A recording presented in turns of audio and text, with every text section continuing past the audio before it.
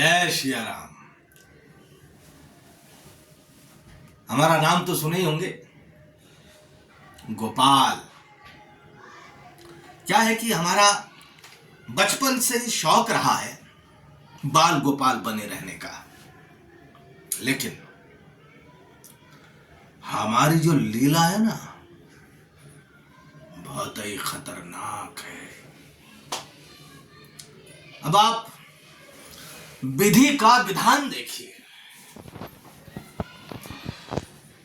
हमारा पहला शादी हुआ और शादी के बाद ही हमारी पत्नी ने 3 बेटियां हमारा माथा पर पटक दिया।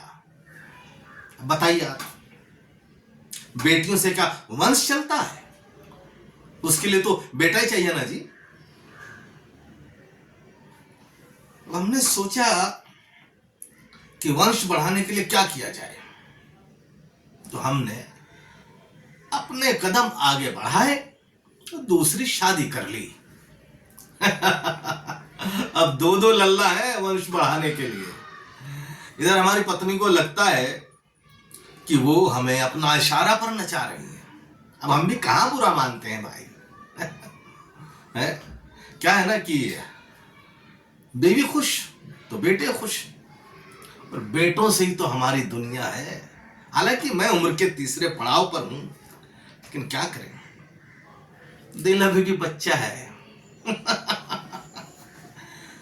लेकिन हमारा एक ही परेशानी है, पहली पत्नी।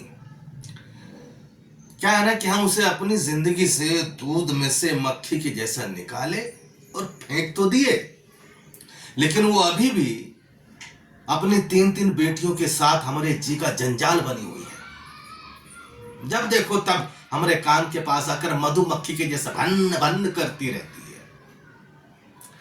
तो हमने सोचा कि एक बार बेटियां विदा हो जाए तो सभी कहीं आश्रम आश्रम में भिजवा देंगे, लेकिन नहीं, गलत सोचे थे हम। उसने हमारी 3 बेटियों को ऐसा बना दिया है कि 10-10 लड़का लोग पे भारी है।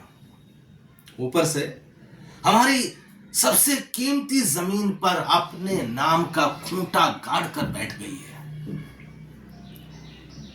और हमारी जो दूसरी बेटी है ना, बहुत ही डेंजर है। अपने बाप को उसके नाम से बुलाती है, ए गोपाल, ऐसा बोलती है। अगर उसका बस चले ना तो हमको गांव से बाहर निकलवा दे, लेकिन हम भी उसके बाप हैं। गोपाल ऐसा गच्चा देंगे ना कि थाली में चींटी के माफिक गोल गोल घूमेंगे, पता ही नहीं चलेगा कि कौन आगे है। और हमारी पत्नी राजेश्वरी और हमारे लल्लाओं की भी यही इच्छा है। देखना है आपको, दिखाएंगे। चलिए।